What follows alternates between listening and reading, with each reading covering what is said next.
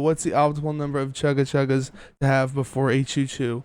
Your thoughts? Oh, chugga, chugga, chugga, chugga, chugga, choo choo. So five. Five. Five. Okay. Yeah. Optimal. Um, Chugga, chugga, chugga, chugga, chugga. Choo I'm choo. just kind of thinking eight. I like a nice even number. Okay. Chugga, chugga, I thought folks chugga, on the chugga, chat say chugga, eight. chugga, I chugga, chugga, choo. Okay, I can see that too. Yeah, there's a rhythm to it. Welcome to the 178th episode of the Casa Ends Creation. I'm your host, Chris Deering. This is the show where we interview bands and public figures from the mathcore adjacent community. Feel free, if you enjoy this content, please like, subscribe, do all things social. Every little bit helps. And feel free to join us every Sunday and Wednesday for the live cast where you can interact with the guests in real time or just hang out in the chat. You can also subscribe to this Twitch channel for just $5 to get access to the interviews before they hit YouTube and other streaming platforms, as well as get some exclusive notes. And you can do that for free by attaching an Amazon Prime account to your Twitch account. It's like taking $5 from Jeff Bezos' pocket and putting it into mine. I recently also put up a pre-order for the new Sound That Ends Creation EP, Unicorn Laser Bubblegum City. We got a new shirt design. There's joggers. There's windbreakers. We got vinyl also and new shirt design over at the Sound That Ends Creation at bandcamp.com. With that out of the way, let me introduce our guest today who dropped their new record, Digital Drift, back on Friday through Prosthetic Records. Welcome in, Thotcrime. How's it going? Hi. Hi. We're doing good. Thanks for having us. Hell We're yeah, doing hell great. yeah. Sorry about that convoluted intro. I do it so many times you think I'd have this stuff memorized in my head, but yeah. So anyway, thanks for coming on. Why don't you start out by telling us who you are, what you do in the band? Oh, who? I guess go Hayleyy. first? Or? Sure. Okay. Okay, sure. Hi, I'm Hayleyy, and I do vocals, and I do the screamies and the singies, and sometimes I do some light production work or electronic production work. I've written one or two riffs for the band, but that's pretty much all I do is like vocals and maybe light electronic production. Hi, I'm Malady Jane. I play guitar on the parts that are real guitar, and I program the parts. I program the guitar on the parts that aren't real guitar. And to the person who said in the chat that gel whips, yes, you are correct. That band rocks. Oh shoot! Is the chat up? I'm gonna go see who just dropped in. What's Gel? Is that like another band of yours or something? Yeah, they're a hardcore band. They rock. They're very good. My other band played with them a couple months ago. So you were saying that there's parts of the guitar that aren't real. I do remember seeing y'all in the Indiana version of y'all in back in July, I think. And you did have some programmed guitar going on, but why have programmed guitar? Why not get another guitarist if that's like the issue? Well, initially, since this was like an internet project before it became like more of a band, I thought I was just like programming all the guitar because and it's cybergrind, right? Okay. Whatever, make it goofy and electronic sounding. But you know, with this record, we moved towards like doing a little bit more like guitar playing. But there's still a lot of like really wild, janky MIDI riffs and weird lead guitar program stuff that I haven't exactly learned flawlessly enough to perform it live yet. Okay, I got you. So the idea would be to do it live or whatever. You just like don't feel like you're able to do it, I guess. Well, I've been. I mean, you play the riffs. Yeah. When we do the song, when we play live, I'm pretty much like, because we actually, aside from that one show, we haven't actually been like doing the backtracks for the shows out here. Okay. It's been like Dot playing the drums and me playing guitar and my brother Dan doing the vocals. And I'm pretty much like doing my best to like take all of the guitar parts that we have and like to combine it into one thing that I can play at one time. Gotcha. So there's two different things going on, and you're just like playing one of the like guitars, but you would like to have a second one. I would say like really one guitar is all we really need for what we're doing. Having somebody doing live electronics would be the one thing I would say. And that once we get Kay out here to perform with us more, I think that's gonna really add a lot. Okay. So I mean, I out here with my personal experiences, I feel like ideally like any like Kez definitely. I mean, Kay like really like she like would have like a better depth and control over everything. When I do the stuff out here, it pretty much is just loading everything into or loading samples of like the different MIDI lines and obviously like the guitars and stuff and backtracks in. But I feel like live we could probably, I don't know. I don't know. Live, we could probably. I have a launch pad, so maybe we could like try lining things up so that it's like press a button, the synths go off or whatever. There's like ways you can program stuff in Ableton to like let that happen. And recently, or just have like a big backing track. Well, essentially, yeah, it's just setting up triggers realistically for like different FX or different like MIDI lines. It's not ideal as some like because Kay is like the engineer, right? So she does like handle all of that stuff, but I think it would be doable at some point. I don't know, but the main thing with like the live stuff at this current moment is like me and Dot are out here in Illinois. Hayley is in Philly. So basically, what each of us respectively are doing is like whoever in the band is in a specific area we're like playing our parts and then finding people we know from our local scenes to fill in on the parts that are needed, like Hayley playing with the backtrack and with the live bassist out in Philly, and me and Dot playing out here with like a stand-in vocalist and hopefully soon somebody to fill in on live electronics and fill out the low end for us, since we haven't had a ton of luck getting anybody to play bass with us at the moment.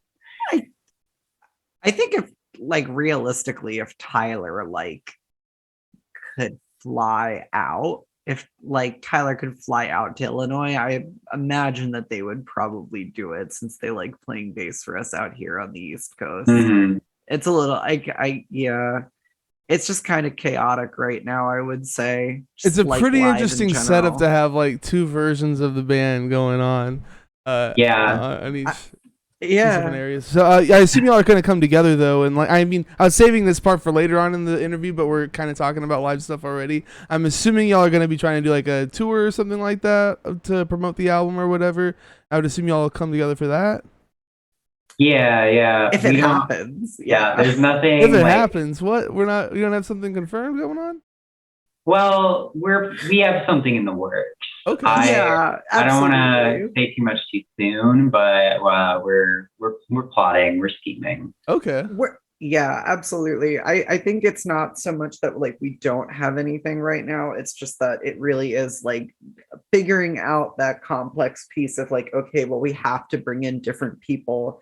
And so now it's like, okay, we're bringing in people. We're trying to figure out, what the actual tour, like what tour season. I feel like realistically, like, I don't know, I can't really say anything yet, but it's like figuring out the tour season, figuring out who we're going to be with. But like we're talking about it and we're working it out, right? Like it's not like we're just not doing it or whatever. I think the base to sum up like live Thotcrime in this like current era of ours is like basically just doing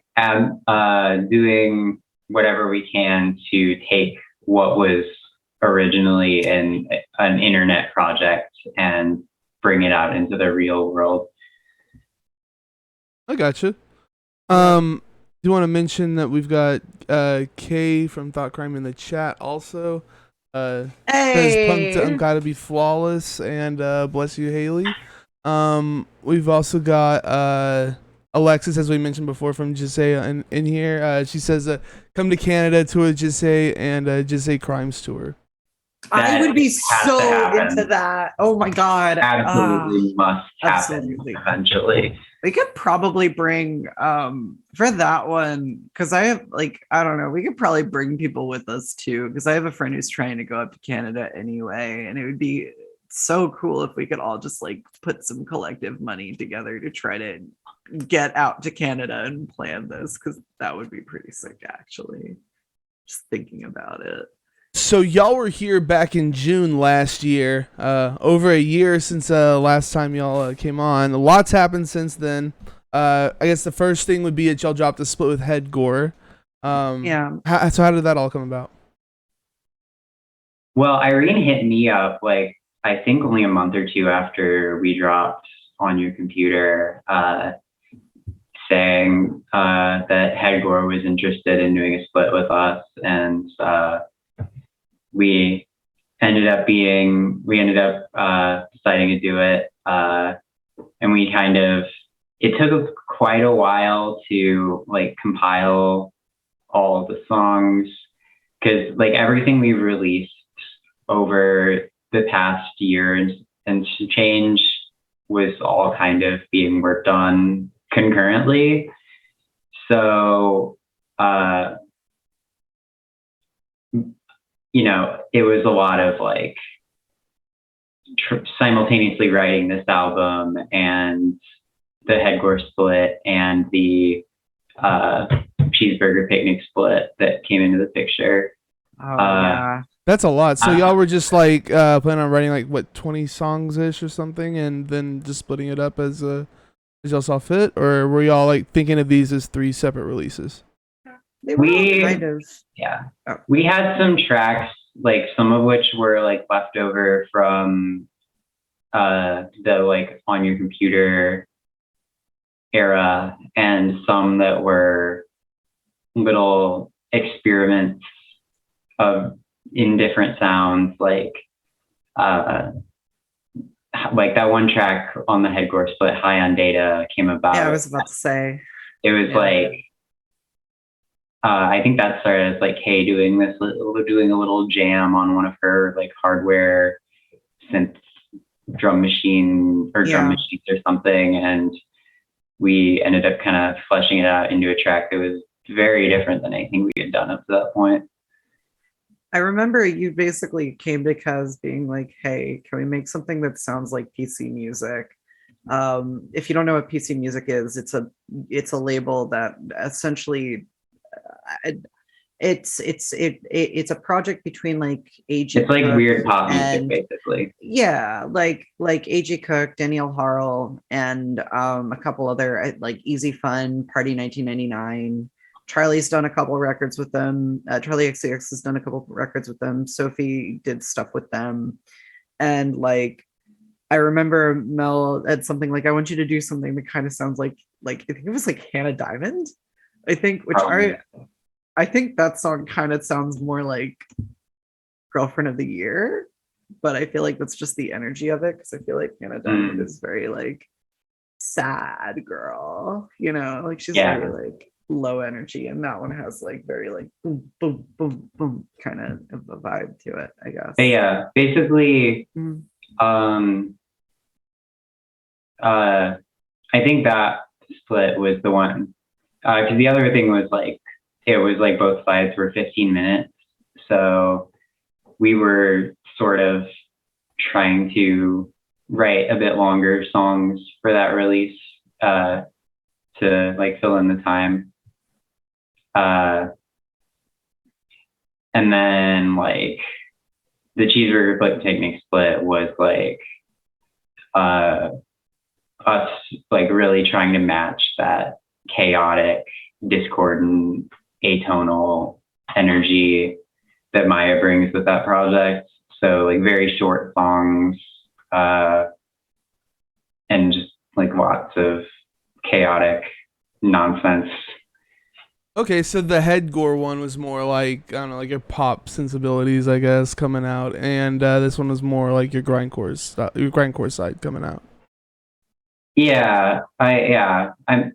There were some more like typical of our sound things in the headcore split, but it was definitely like, you know, trying on more of that, like, I guess pop and to some extent like more like melodic metalcore ideas.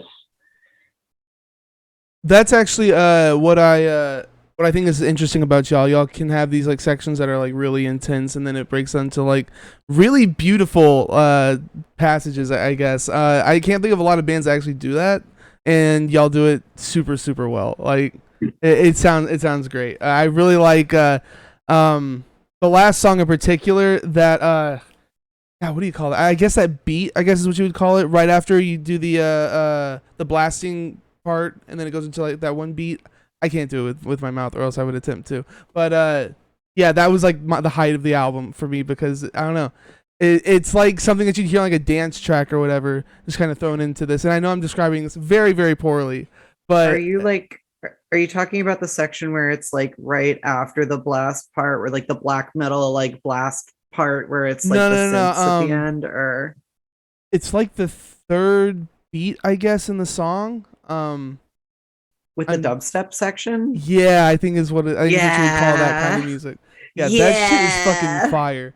But yeah, and I also really like all like the clean singing portions and stuff. Those are some of like the heights of the record for me, honestly. Did you say Queen singing? No, That's clean awesome. singing, but I guess you could. So how does Digital Drift differ from your splits and your last album? What would you say evolved with this album?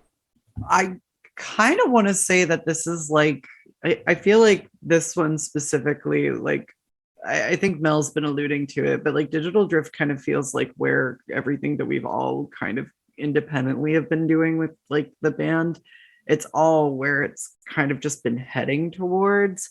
And I feel like what kind of separates Digital Drift now from like versus on, I feel like On Your Computer was written mostly between just you and Kay, right?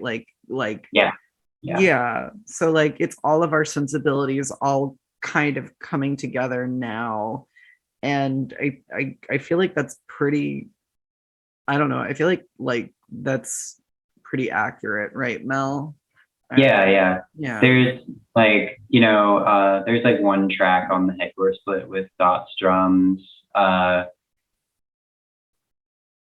on this album, Dot programmed every track. Basically went over like the like scratch drums that we put in the instrumentals and added a bunch of like weird car bomb syncopated stuff and crazy fills and funky sound effects like dog barks. I did remember hearing the dog bark. The dog bark is like I think that's my favorite thing that like yeah, Vera, go Phils. Sorry, I'm looking at the chat right now. I think that's probably one of my favorite like just little haha moments on the record, and I feel like those are all over the place too throughout it, but like especially visible there. Yeah, I would say like the two big things that like distinguish Digital Drift in my mind would be, one, like really have like moving from just like replicating a traditional like mathcore white belt sounds with digital music to like actually really adding in more of that electronic influence and like mixing it with what we're already doing. And then the other thing would be Hayleyy and Dot both becoming more cemented, like embedded in the band, and their influences creeping into what we do more and more, which is kind of like adding into that big soup of weird influences between all four of us. I do have I to like say that- it sounds more, I guess, mature and I don't know, more like diverse. I guess is a good way of saying it too. So the more than you're on your computer. So I feel like this is like way stronger than on your computer was. So y'all did awesome. I like On Your Computer. I feel like both they're very. I feel like they are very different records, and I feel like On Your Computer was an like what Mel said earlier. On Your Computer was a great exercise in a band taking a sound that already like proving that you can like take a sound that's already been like done, but then rerouting it with like that cybergrind influence, right? And so I feel like they both are strong in their own ways, and they're very different. Like I still like when we do live stuff, I love RAR and I love Manic Panic Attack, and whenever I can, I try to do Don't Talk to Me, just because they're fun songs and they're crowd pleasers, and I feel like they both records tend to do. I feel like they do those different things very well, you know. Like I don't know. I personally think that they're both very. I good. didn't mean to like slight On Your Computer or whatever. I No, feel like they're both absolutely. great, but this one feels like I don't know, it's y'all's stronger release or more Yeah, I mean, like more well thought out. That's like kind of, that's what you want to hear, right? Is that you're making stuff, you're like improving release to release. I certainly have a lot of fond feelings for On Your Computer. It'd be like being our first record and all, and like the thing that kind of like started this whole thing. But, I was one of the things that weighed on my mind very heavily from writing this all the way through putting it out was that people would consider it to be a worthy follow-up, or that it would reach the same kind of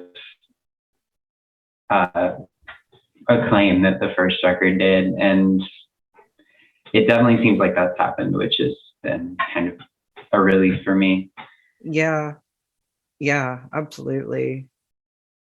So we also got Unicorn Hole in the Nice. of him. And says different but also rad is what a follow-up album should be. So how's your influences evolved since On Your Computer? Do you want to talk, Mel? Because I feel like you're the one who really has had like the most influence over what the actual record sounds like, I guess, writing wise, and then I guess I can talk about where I'm coming from with stuff. Sure. I guess. Well, yeah. I think like the biggest thing is like around like early 2021 is when I started like really like getting into like hyper pop PC music and like more electronic stuff, like hardcore techno and gabber and jungle and digital hardcore and all kinds of stuff like that. And I don't really do a lot of like digital production for the band. I don't really have a lot of skill in that area, but I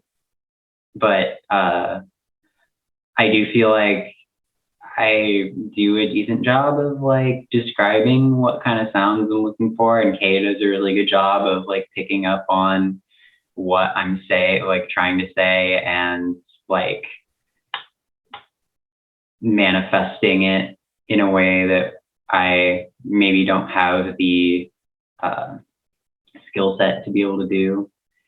And I think the other thing is like on like the guitar playing side, when I was writing On Your Computer, I was listening to a ton of like, Me and Him Call It Us, and I'm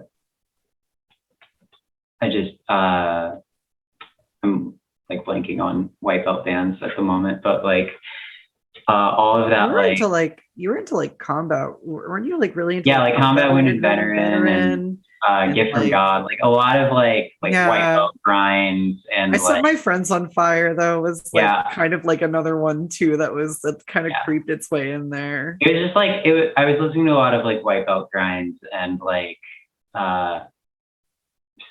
emo violence and that kind of stuff, and that was like where my writing was coming from. And I think as we were writing this, I was maybe listening to more not as much Scramsy stuff and more like getting more into like grindy stuff like Cloud Rat and Gridlink and stuff like that. Wormrot was a big one too. I enjoy that band a great deal. Yeah. That's interesting. So, how do you merge like the poppier stuff with like the insane grinding stuff then? I think it's just a result of the way we write, because it'll be one of us drops a MIDI file in our little Discord and says like, hey, I got this riff, and then Kay will pick it up and be like, hey, what if it went this direction? And then somebody else will be like, hey, what if after that it did this? So it's not like a conscious decision to make it like, shift between these different genres. It's more just like a natural thing that happens. Yeah. Yeah. I think to some extent there's like, okay, well, it's doing this now, so we should like kind of do something that contrasts. But it's definitely like, I think, like Kay just said in the chat, smash it together and hope for the best. That's all that's it. Yeah. Okay, interesting. Because I've tried to do similar things in my music, and I've never been able to make that stuff like work in my head. I've never been able to jump like that crazy to like crazy different kinds of genres like that. So to me, that's like a gift to be able to shift like that. I think it, really cool. No, I mean, what I was gonna say was like, I feel like it really is just like having that having multiple people working on something all at once. Right. And I feel like it is because we all bring something different to the table, right? We all have these different like ideas and tastes and all that. And I think the fact that like we also have that communication level where it's like we're able to compromise and like write something to like fit within something or whatever. Like, I don't know, it's just having that open dialogue and communication that really like benefits in the overall of like, okay, well, now we have like this one section with like I think when Mel was talking initially about like the last song on the record, right? Like I think you initially were like, I want something with like a black gaze, like kind of like dreamy, like big sounding, like blast beat area. And then because it's like, okay, well, what if we did this dubstep thing too in the beginning? I think that's like how the conversation went, or maybe it wasn't. I don't remember. Yeah. But like it just like it's the way that like we're able to write around each other. It just it's I don't know. It's just in one instance, yeah, it is like a gift, but in another way, it's like I don't know. It's just good to have those like multiple heads looking at something all at once, Does it ever feel like y'all are trying to put too much into a song? Has that happened? So that's definitely a thought that has entered my mind in the past. I can't think of anything specific where I was like, okay, this is too much, we need to tone it down. But, it's definitely knowing where it feels like a song has reached its like natural end and where it makes sense to say like, okay, this is the structure and we can like add stuff on top, but we're not going to like make it like add more sections to the track. Yeah, and I like being like more of like the grindcore oriented person. I tend to err towards shorter, but I think overall the songs have been trending longer. Yeah. Not too long though. I like feel the longer there's, like, songs. If I'm being honest, I think those are some of the better ones. Yeah. I Oh. I think it's good that we have like a handful of both. And I feel like, because I feel like in a genre where like you want a lot, like where we have a lot happening all at once and we're writing these things all at once, I think the way that the writing works, it works better if it's shorter. I kind of, because I used to like, I like the longer songs too, if I'm being honest, but I feel like 3 minutes max or like 4 minutes max is kind of like, I feel like that kind of, I don't know, like, Oh yeah. I don't see yeah. us really doing anything longer than like 4 minutes. Unless it was like an extended like mix or something like that, or like if me and Kez were like, hey, do you want to like do like a dance mix or something like that for like a dance remix of a song, or like if we were putting together like I don't know. I was listening, one of my friends sent me like I don't know. Anyway, yeah, like I don't really see us ever doing anything super long either. Yeah, you had two songs that were next to each other that worked really well. I don't really remember the names of them, but you had one that had like the pretty choruses and stuff in it, and then it was followed up by one that was like the kick drum as fast as it could possibly go, with like just like ranting and stuff going over it. So what I'm saying is like it's good to have like the really intense like blasts or whatever when they don't necessarily fit in a song to break up like the chorus, like the pretty chorus Yeah. ones. You know what I mean? So Mhm. I like they're both good, like what you're saying, but I do like the more like structured song. I guess Yeah. that's what I'm trying to. Yeah. Yeah. I know I said that in a terrible fashion just because I'm trying to explain your No. music, which is Yeah. so like out there. It's hard to explain like what like why. Um,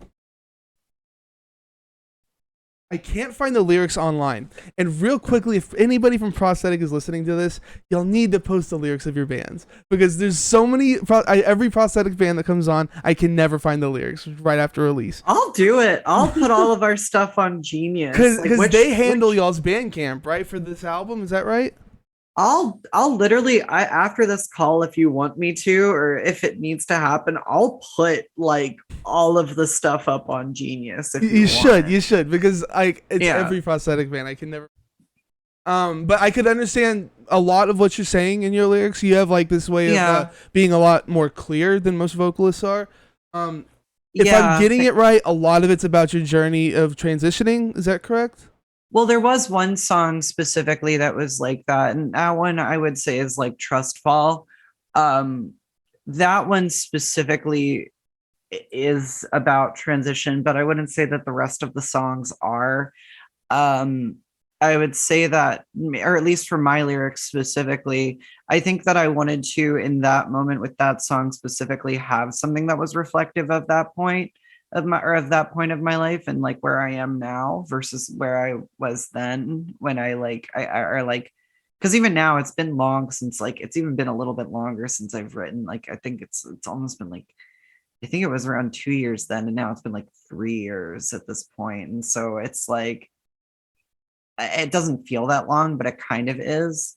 I would say that a lot of the lyrics on the record though, do you want me to talk about them more, or Yeah, is go that for it. like okay? If you want to, if you don't want to, it's all good.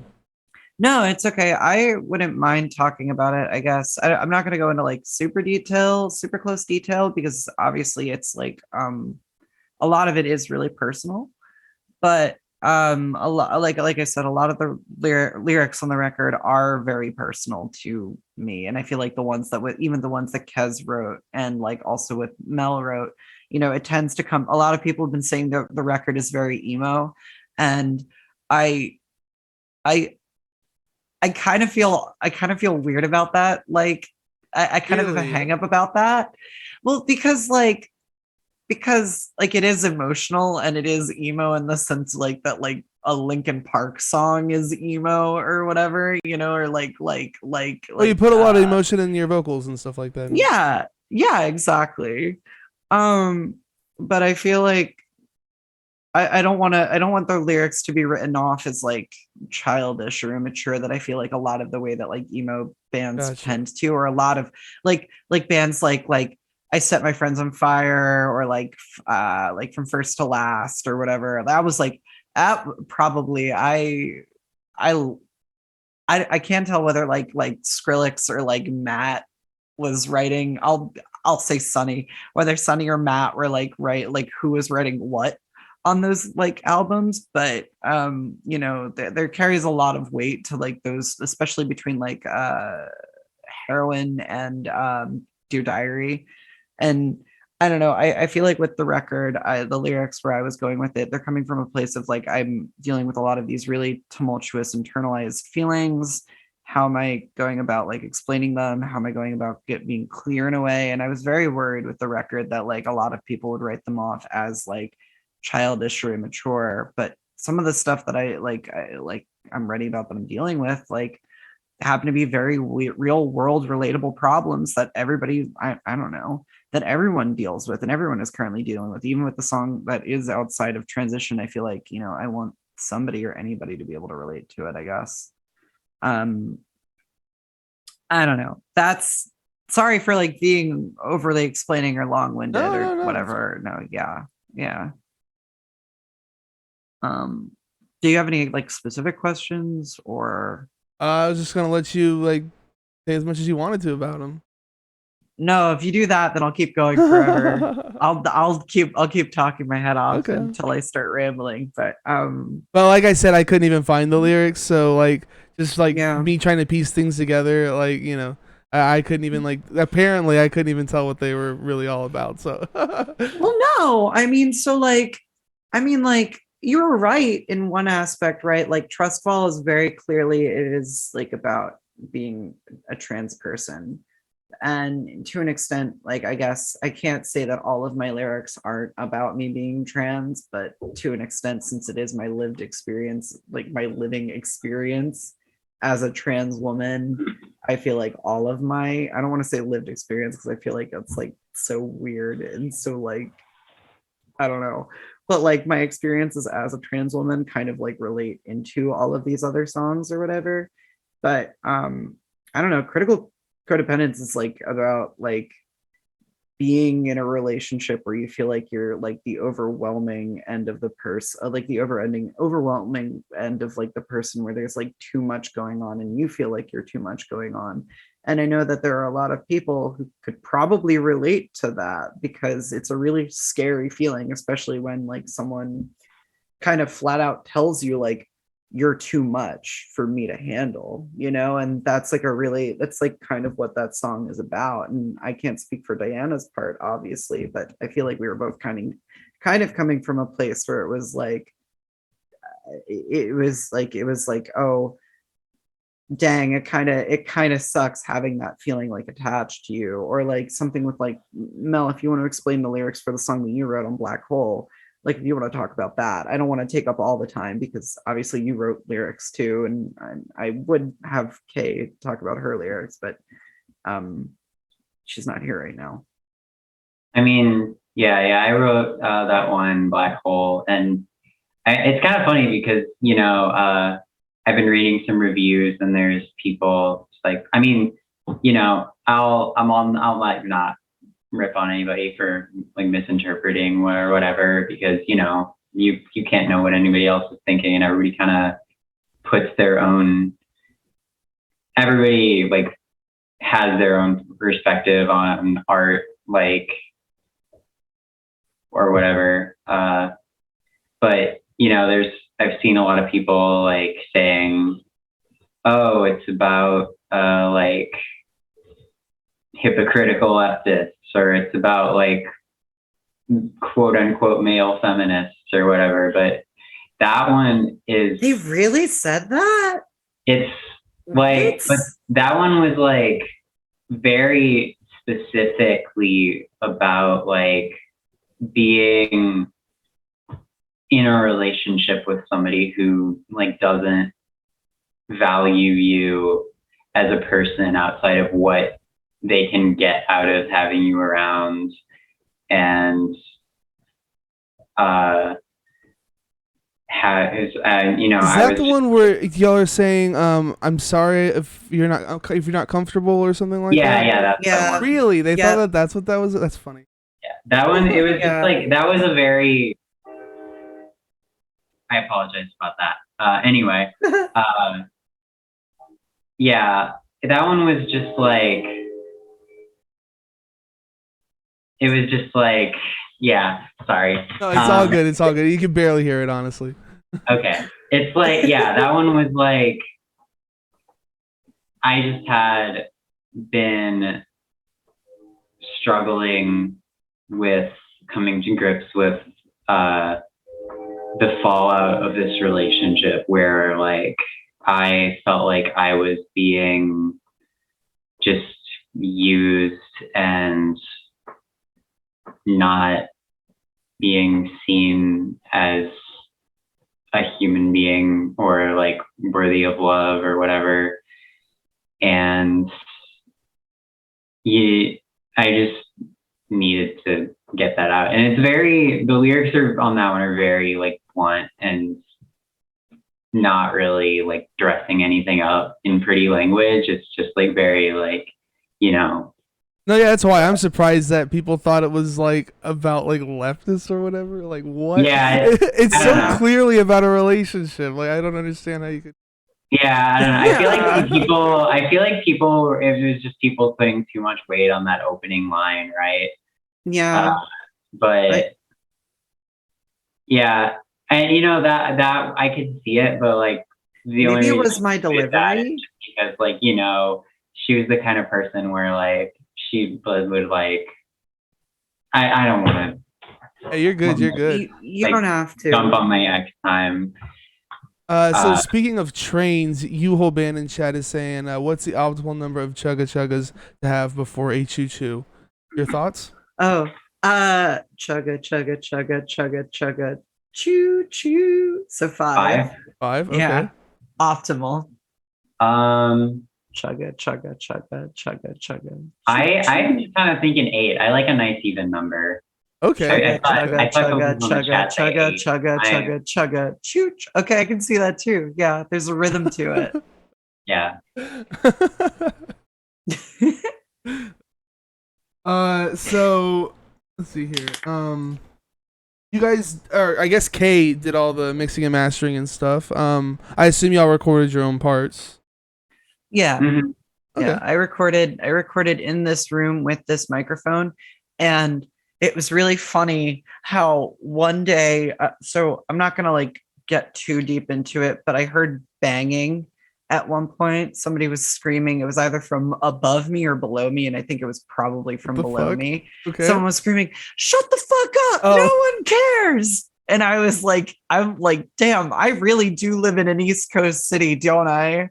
Like, that's crazy. It's like only something that could happen here, I feel like, where someone's just screaming at someone screaming. And I've seen it like outside where people are just yelling at each other too, or whatever. But it was so funny. It was super. Did you funny. build like a I guess noise suppression like closet or anything like that? Oh, you're just in the middle. I'd probably be yelling at you too. No, I'm kidding. I'm kidding. Well, I didn't realize how much sound carries. Like I know how it carries like directly because my roommate is a producer.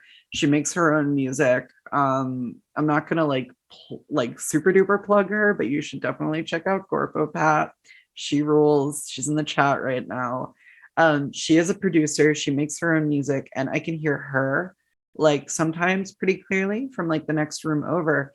But the people above me are also making music too. And I heard it one time and I was like, oh, that is pretty clear. I can like hear the piano and the guitar and everything right above me.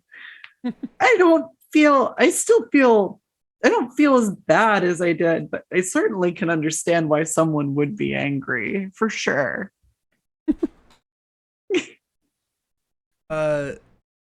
Malady, you have any problems being recorded?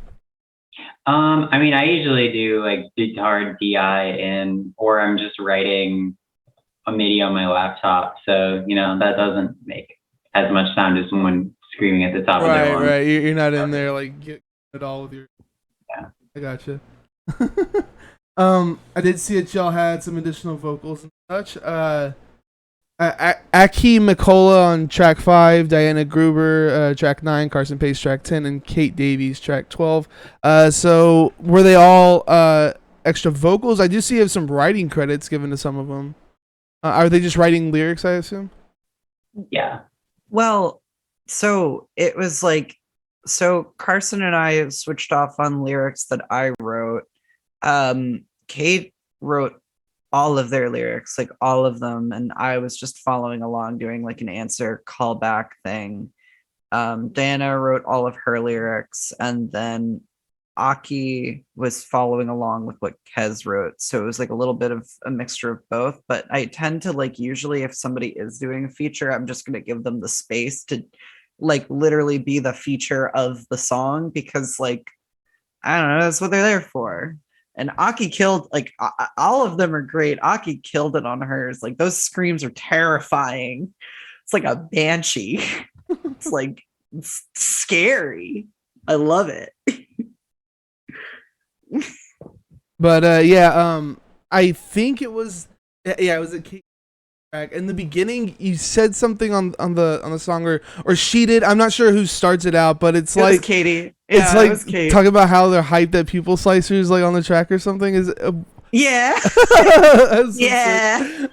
I know, it's super sick. That feature was awesome too. All of the features were so good, but that one made me chuckle. It's like It's in like, some like rap songs or whatever. Whenever like there's a big rapper on. Yeah. This is like thought crime on a pupil slice, or I can't do it. So good. It was awesome. Anything else y'all want to say about recording and stuff like that? I don't know. It was definitely recording this. In a lot of ways, it was really similar to the first record we did, but in a lot of ways, it was pretty different. Like, I think a lot of the writing like became a little more purposeful, like both towards like really trying to like knock it out of the park with the songs, and also like trying to make sure that they'd be playable live without too much rearranging, and also just like working on a label's timeline is a different experience than just when you're independent and you can take however long you want, which is, I wouldn't say it's necessarily all bad, because if you have all the time in the world, you might end up taking all the time in the world. If you have a deadline, that makes sure you get it done. Right. Were you rushing towards the end of it? There were some times when it felt like a bit of a rush, but we ended up getting it all together in time, and it didn't feel like we were having to like compromise the integrity of what we were trying to do. Nice. Or anything.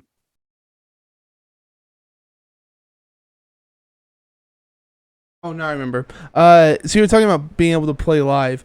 So your drummer Dot, are they gonna play actual drums, or how's that? What's their role gonna be live?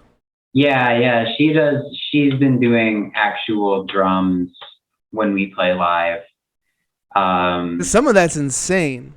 Yeah, and it's crazy because like obviously some of the stuff like the 400 BPM blast beats is like no human being can play that. Right. So like she'll play like a more like reasonable tempo blast beat over that part. But like some of those like super like crazy fills and like funky like jazz rhythms and stuff, like she can do all of that on an actual kit. Oh, sick. Okay. Like Dot is like a like art school trained jazz drummer who knows how to play like swing beats and samba breaks and stuff like that, and integrates it into stuff that we do really well. So yeah, she's a blast to jam with. Nice. Oh yeah, your artwork was done by Yamlin. Am I saying that right? Mhm. Yep. Okay. We got it up on screen now. What are we looking at? Oh. Is it well- on screen? Wait. Maybe it'll oh yeah, it's not going to be in the Zoom chat. It's going to be on the stream. But it's your album like- cover. Yeah, I don't think anybody ever explicitly described like what it is, but to me, I see like this weird like alien planet, like maybe almost something out of like a Sonic the Hedgehog level. Yeah. Okay, I And, can see that. like, I can see something. Some kind of I huge. see tentacles. Yeah, some kind of huge alien beast. I was thinking like- something out in space also. There's Yeah. like a halo ring. It's like weird. Like there's something like up in the right, like top right corner, that green thing. It almost kind of looks like the halo ring a little bit. I don't know. It's all super cool. Yeah. And it's like weird because like it's very abstract, but it almost feels like it's supposed to be figural, but also it's like straddling that line between looking like it depicts something and just being completely abstract, and I think that's really, really cool. Someone said that they like the ska floor, and I agree. I think that Yam Yeah, generating a ska floor. yeah. The Is- checkers, that's yeah. sort of like checker pattern. I didn't know that that's what that was on the called. bottom part. That's No, what it's made not, me think like but- Sonic the Hedgehog. It made me think like Green Hill. Yeah. Kez Yeah, me too, says yeah. that it looks like how the 2000s thought the singularity would look like. Not quite sure what that means, but I'm down with it. Somehow I agree. Hi, Alexis. Absolutely. Yeah, I agree too. It is wild. So y'all didn't give like a description to the artist or anything. They just kind of did whatever. We gave her like a mood board of like, honestly, probably too many ideas Okay. that we were thinking, and just said, and we gave her the record to listen to, and it's like, just kind of. Other than that, we were just kind of like, go wild, and Well, they went wild. Yeah. yeah, she did an awesome job. That's really cool looking. Yeah. Very. I don't think it was what any of us were expecting necessarily, but like in the best possible way. I remember seeing it the first time and was like, God, I love this. This is so epic. Yeah. So epic. So you also did a music video, and it was done by someone named Pantry Moth Art. Is that right? Yeah. Yeah. Pantry moth art. We're gonna play it while we're. Oh my God, there's so much So that I wanna this say is about this music video. For hold on. Rejection sensitivity dysphoria. So what's the idea behind the music video?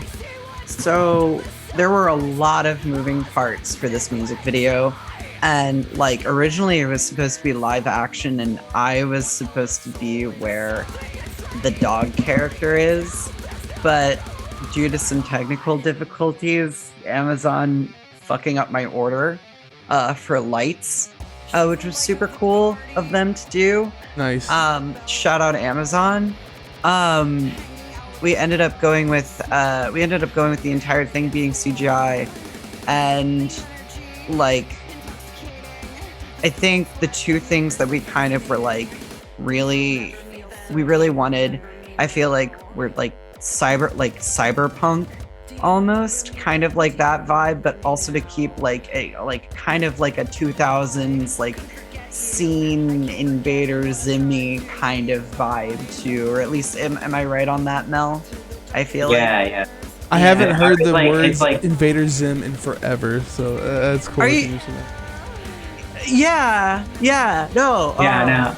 There's like the Yeah. things that like this when I look at the music video, I see like Invader Zim, Silent Hill, Serial Experiment Lane, all just kind of like rolled in. Originally, the dog character as well was supposed to like, so we had like talked about like animating me as like a 2D polygon model, or not 2D, 3D polygon model, like low res polygon model. And Coraline was like, well, wait, why don't we just like have you as this dog character? And I was like, okay, cool. And it just kind of like it happened. It was awesome. It just came together really well. Yeah. Um. So I think we already just talked about if you had plans where you have things in the works, you're doing your scheming. I gotcha. Y'all doing any like local shows or anything like that in the meantime? Yeah, we've been doing stuff. I just had the release album show last week, and then Mel, you played that show with From Joy, Yeah, Ooh, which nice. I feel like was way more. I don't know. Both of them were pretty awesome from what I saw. That From the Joy show one looked the one so you did sick. looked like it was a lot of fun. Yeah, we've both been, I'd say, like keeping ourselves busy with like local stuff. I don't, Hayley, don't you have something coming up that's So been announced? it's not till December. So it's gonna be in New York. It's our first ever New York show, and I'm very nervous about what that means, but that's really cool. We're going to be playing in Brooklyn with Ultra Deluxe. Curindex, I think, is the name of one of the other bands. Lamb, which is Blue from Foxtails Project, and he's a pretty good friend of mine, which is like awesome that I'm finally getting to like meet him and like do stuff with like that project, which is cool. And then I forget, I need to figure out who. I know it's Lamb, and then us, and then I think there's one other. So Yeah, have y'all gotten together specifically and done a show Bang- yet, or? Bangladesh. Yeah, we have two Yeah. actually that the two of us have done.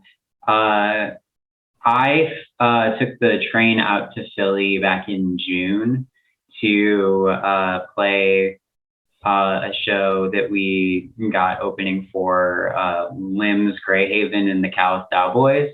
Oh Jesus Christ, that's a line. That one. Alrighty. Yeah, That show was awesome until I like 2 days later I woke up with COVID, which sucked. oh my But God. it was worth it. It was so worth it. Ugh.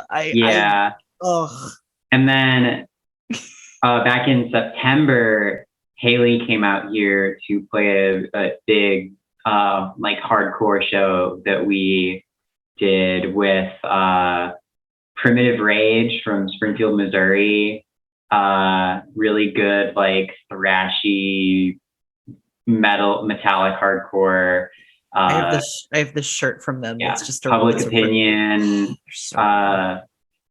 Subversion, which is they're from Springfield, Illinois. They're like metalcore in like the ass beater sense of the word. So how do y'all get receptive at shows like that? Like, how does the crowd take you in? Like, real hardcore shows, I guess. I think it's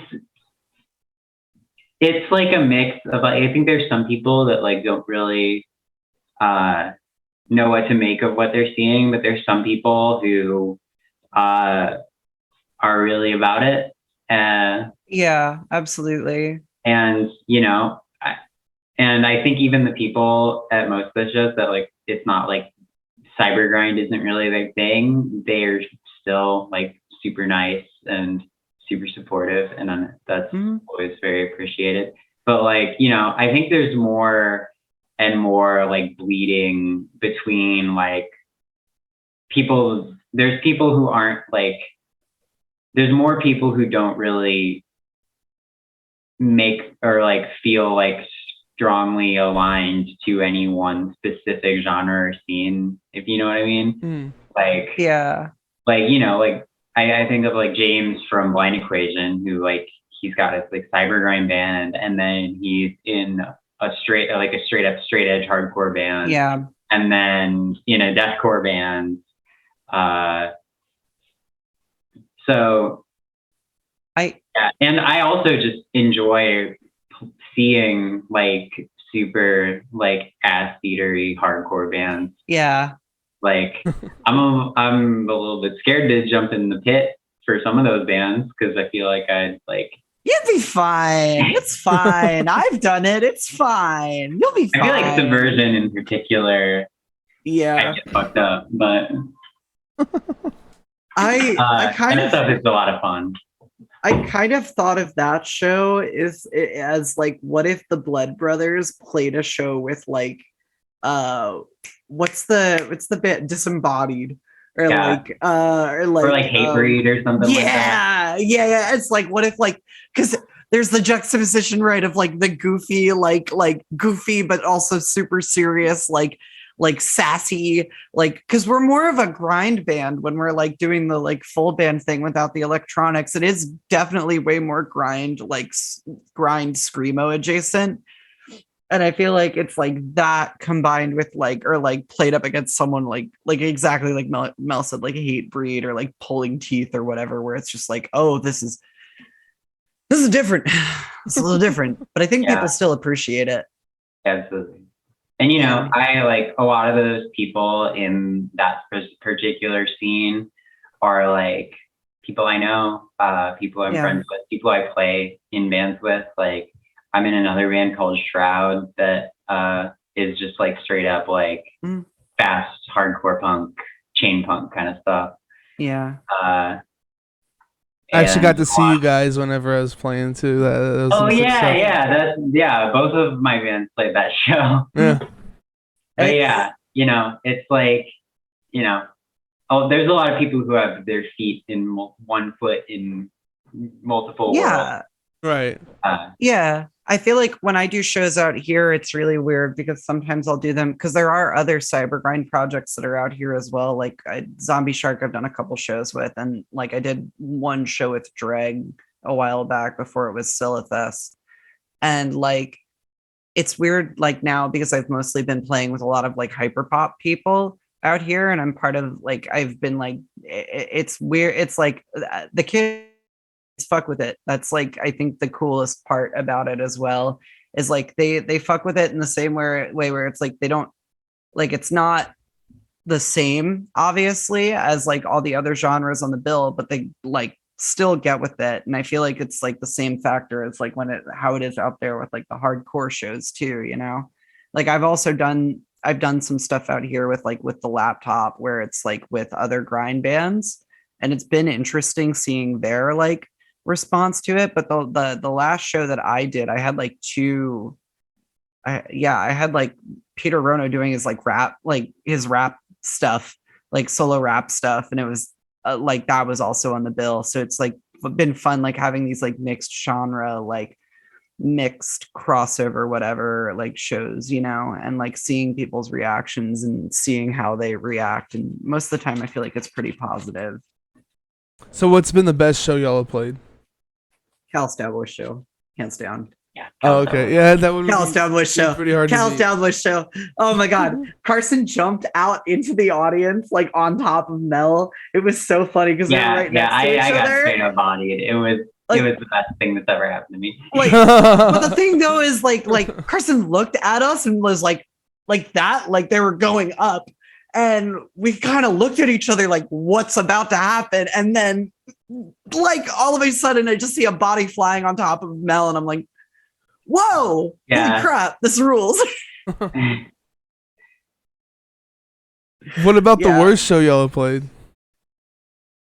I don't really think there's ever been a worse show. I think there was a really disappointing show that I played once where I was playing a show with actually that's wrong. I don't know. I talked about the last show. Mel, if you want to talk about your show experiences with like best and worst after I do mine, if that's okay, or do you want to switch off? Or Sure, how that do you works want fine. to? Okay. I'll like say the most disappointing show I've ever played was like I played to a room of bands with like a bunch of really cool bands. It was like Power Trash, and actually I think it was that show you were out here for with Century, where I was like I wanted people to come to that, and I was like, And 'cause like you were half the bands awesome. dropped off like Yeah, 2 days before. Yeah. I know. I was like, this show is great. I was there watching it. I was like, there should be people here right now. And it just like, oh, it was such a wash. I was like, I read like I was like, oh, this could have like it wasn't disappointing in that like all of the like everybody was awesome. All the bands were great. I was just like, damn, no one's here right now seeing this. Yeah. And then the That other shit thing, happens, you know. yeah, I know. The one that was like the worst, it wasn't like I had to like I had like to cut people's sets, and like somebody actually cut their own set because of how awful the crowd was at this one Temple House show we played, where it was like it was really like the promoters were awesome, the acts were great, but the crowd was awful. And they were just like at one point, like one of my friends, she was playing the show, and she's just like she just got up in the middle of her set because like the crowd was so bad. What do you And I mean? was like, they were just rowdy, like rowdy college kids. It's really hard with Temple because like in Temple shows, because like half the time there are people that are there to like see the bands, and the other half of the time it's like kids who are like for college part, even like at other universities too, because there's a lot of universities have house or basement shows out here. And sometimes like I've been put on a couple where it's just like the crowd has just been not great because it's a bunch of college kids getting drunk and like doing a shit ton of drugs, which they'll do, and that's like fine or whatever. But then they're just gonna like sometimes a couple of them act like assholes, and you can't really like predict that or stop that. But it's like definitely frustrating when you're like booking it and also dealing with like making sure all the bands are good and everything. And like it just it was just so much. I wouldn't say that it was the worst in that, like, because like everybody made money, everybody went home, everybody played like great that night, like except for like obviously, you know, the people who got like their sets cut like short or whatever. But it was just too much going on. And that's when I would say like would be like the worst show or whatever. And that like nothing bad happened. It's just like, oh, the crowd sucks and they're being way too rowdy. Right. Yeah. What about you, Malady? I would say, well, my best show, same one that Hayleyy mentioned, because the cow Cowboys are amazing, and that one's a blast. The worst show I would say was a house show we played here, and the only reason it was the worst, and the only reason that it was the worst is, and somebody got hurt pretty badly. I don't want to go into too much detail, but somebody got hurt pretty badly at the show, and which ended up being the show had to end early, and they had to call an ambulance and all this stuff. Damn, they're all right? Yeah, they're all right now, thankfully. Yeah, I ended up donating all of the. I sent that person all of the money that we got paid to play the show to like help cover their like hospital bills and stuff, because I just felt horrible about that whole thing. But you know, I don't. That was what I would say was the worst, because I don't want people getting hurt at our shows. No, yeah, definitely.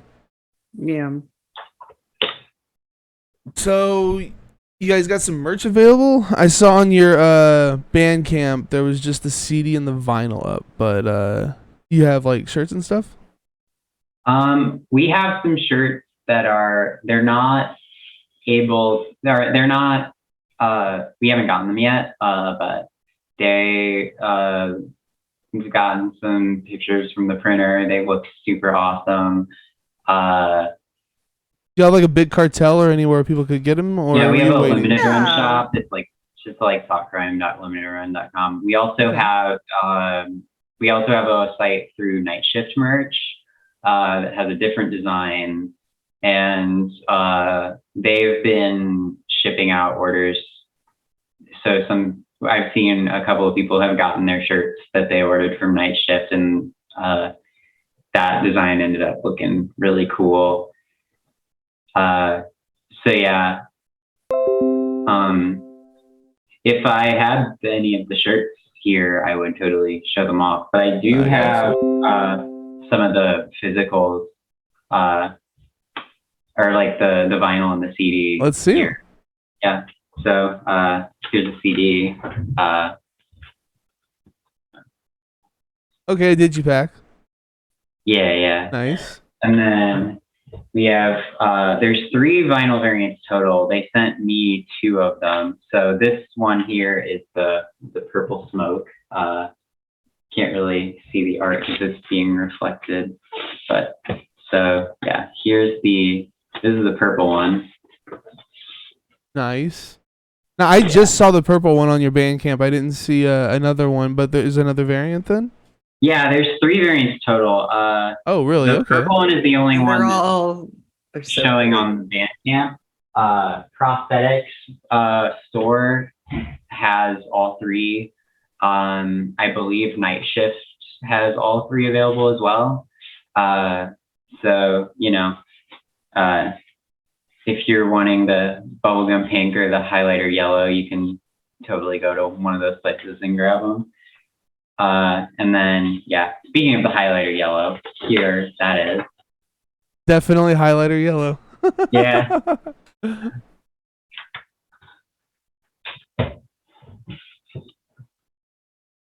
So yeah, that's what we got. Sarah Slam 420 bro saying, I'm wondering if the crappy record store where I found the People Slicer LP will be getting the Thotcrime LP. Well, if they got the People Slicer one, then I imagine they're I'd assume, getting them from wherever prosthetic distros too. but it probably helps you guys out more if they buy the purple one from you, huh? Well, the Bandcamp, that specific release like hooked up to the label, so Okay. it's going to our royalty check through them regardless. Okay. So I guess we could close this out with your current album of the year. Oh my god, that's so difficult. Yeah. Yeah. But Hayley, do you want to go first or do you want me to go first? You go first. I have to figure out.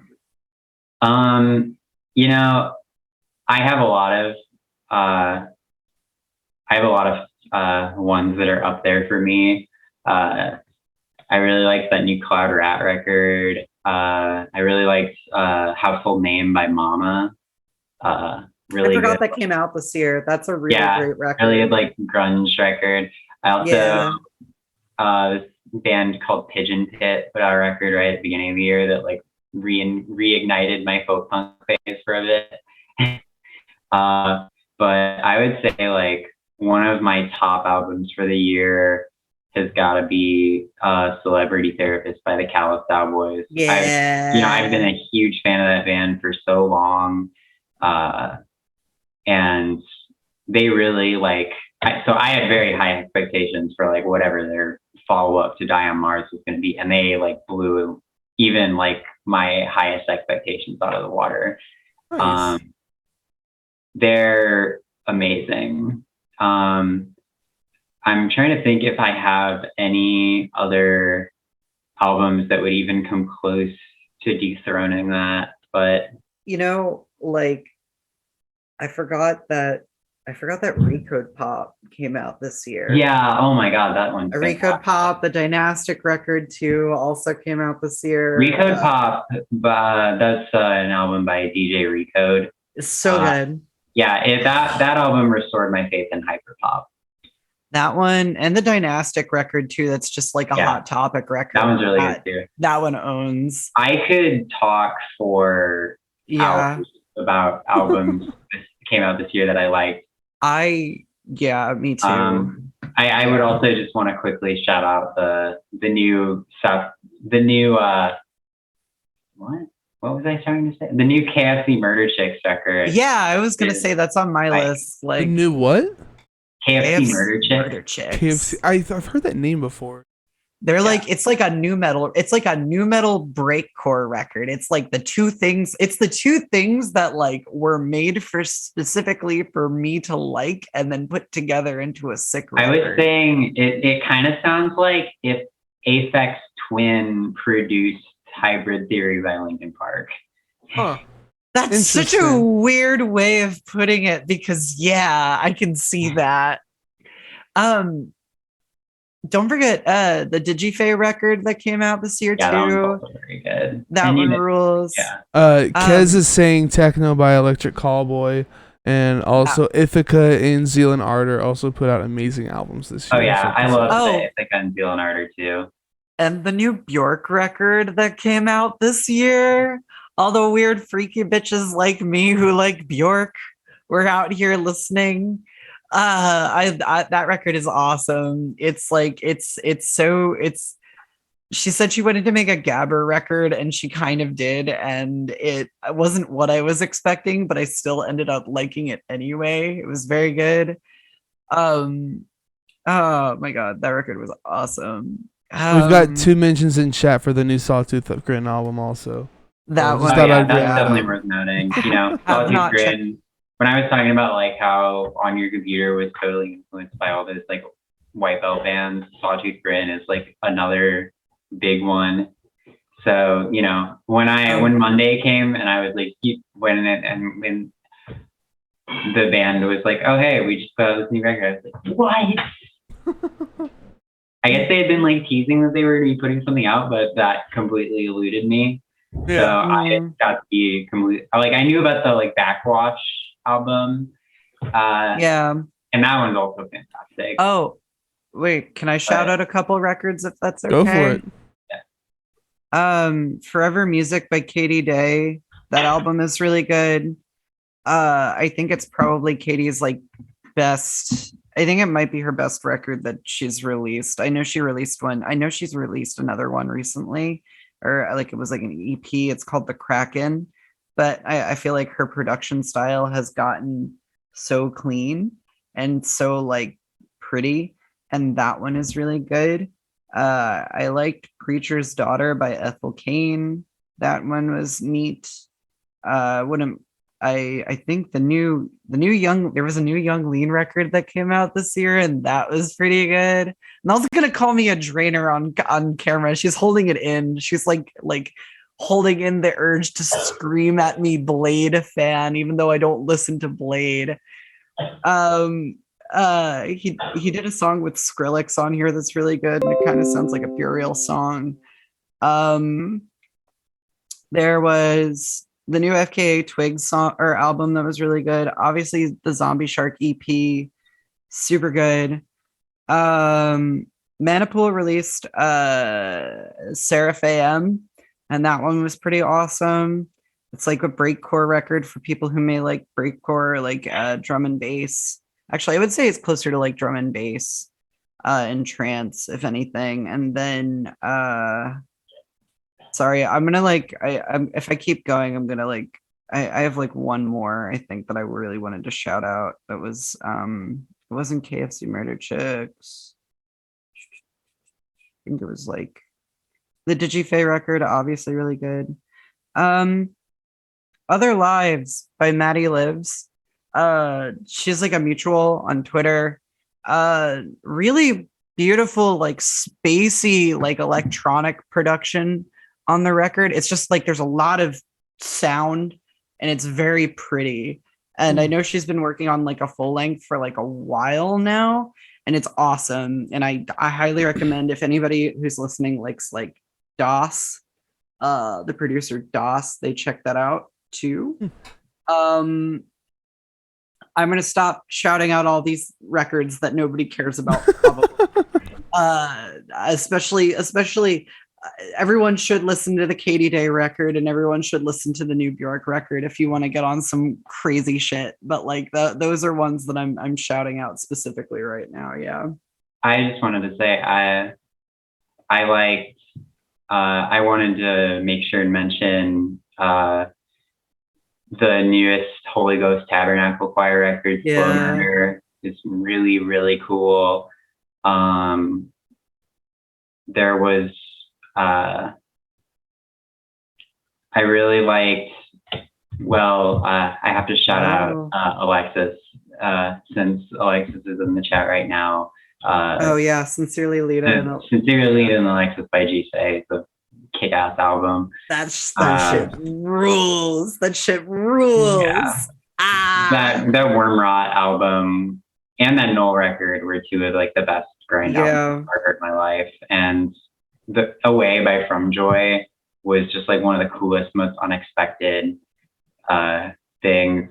Like, I did not expect a metalcore band to put out like an almost like entirely like ambient drum and bass record that then proceeds to become simultaneously breakcore and metalcore. That was actually my first listening to them. My first time listening to them, I was like, "What the fuck is this?" I didn't think this is what they sounded like. I was so thrown off. And From Joy rule. That record is they're awesome. Sick. They're super nice folks too. Absolutely. It was such a pleasure to get to play with them this past weekend and like hang out with them and crash with them after the show. There was another one that a couple more I wanted to shout out too. The new Machine Girl records for the Neon White soundtrack are awesome. One half is like all drum and bass, and the other half is like all ambient soundscape stuff, and that's pretty cool. The new Horror album, Horror with all nines, that they have a new record out called Skin. That one is pretty sick. If you like hip hop and you like punk and stuff, like Horror is kind of a good fusion of both of those things if you don't know them already. God's Country by Chat Pile, that shit owns. Rare Haunts Part 1 by Dynastic. The new Ada Rook album, which is like, it has the craziest name I've ever heard in my life. It's called Ugly Death, No Redemption, Angel Curse, I Love You. That shit owns. It's so heavy. It's so unrelenting. It's so like in your face. It fucking rules. And there was a really good whatever. Sorry. I'm just gonna keep looking for this record. I don't want to hold you hold it back or whatever. Yeah. Oh. Yeah. New Cryo like I said, I could go on all day. Yeah. But I'll refrain. No, So is there anything else you guys want to say before we head on out?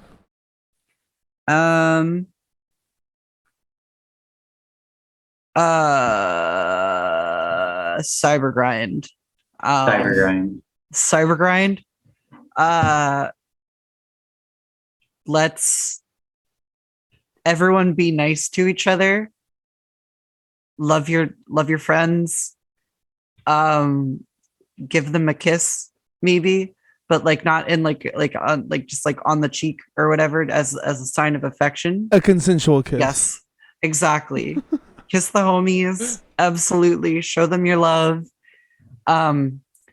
Dubstep forever. Bangarang. Shots around my boss boys. We rowdy. And that's all I have for you on my end. Kez says that they want to say Bungus. Bungus, absolutely. Oh, wait. Also, Floral Shot by Macintosh Plus is finally on Spotify for anybody who cares. It's this record. It's the funny vaporwave record. It's finally on Spotify for anybody who may or may not give a shit. If you have not heard this record before, listen to it. It is so good if you want to get into vaporwave. That's my stupid, dumb take. It's probably the dumbest take ever, but it's what got me into vaporwave. So there's someone in chat that's actually really excited that that's on streaming. They didn't know apparently. Right, so. there you go. It was like she took it off of Bandcamp and then off of it's on SoundCloud, but it like the quality sucks. and then you can only listen to it on YouTube. And if you don't have YouTube Music, you're fucked. So like I was shocked to find that out today. I was like, oh shit, Macintosh Plus. Stream Digital Drift, but only if you want to, and only if you're sad and angry at an unrelenting and unkind world. Be the kindness and love that you want to see in it. That's all I have to say as well. Alrighty. I think Hayleyy about covered all our bases. Yeah. Alrighty, so Bark, bark, bark. if you're looking for the perfect combination of each, you got to check out Digital Drift, the new album from Thotcrime, which dropped last Friday through Prosthetic Records. Y'all are on Facebook, Bandcamp, Instagram, Twitter, YouTube, and all streaming platforms. You also have a TikTok? I do. Yeah. Like there's a Thotcrime one? There's a Thotcrime TikTok, but I don't sick. use it. Yeah. Oh, you gotta get on that. You gotta get on that. Yeah. No, I refuse. No, I probably will at some point. Yeah. And then you also have the two merch sites that we're in here. We have thoughtcrime.limitedrun.com and nightshiftmerch.com/collections/thoughtcrime. So check all that stuff out. As for me, drop my channel, follow so you always know when I go live. You can also sub to get access to the interviews before they hit YouTube and other streaming platforms, as well as get some exclusive emotes. And you can also do that for free by attaching an Amazon Prime account to your Twitch account. Find me on Facebook, Instagram, Twitter, and YouTube. YouTube folks, if you enjoyed the video, please drop a like, tickle the notification bell. Don't forget to subscribe. It's a great way to support me for free. Check out my music, The Sound That Ends Creation, at thesoundthatenscreation.bandcamp.com. I have a new EP dropping on Friday, Unicorn Laser Bubblegum City. Check that out. We also got pre-orders up for joggers. There's a shirt design. I got vinyl and windbreakers as well. My next guest is the Sawtooth Grin, who dropped their first album in 11 years on Monday. Good. Join us this Sunday the 6th at 7 p.m. Central for the live cast on Twitch. Thanks for being here, y'all. Hope you had a good time. Thanks for having us. This was great. Yeah, this is super fun. I'm going to go make dinner now. Sounds good. Well, thank you guys for coming, and thank you guys for watching and listening. Why take the seat of the life that is threatened by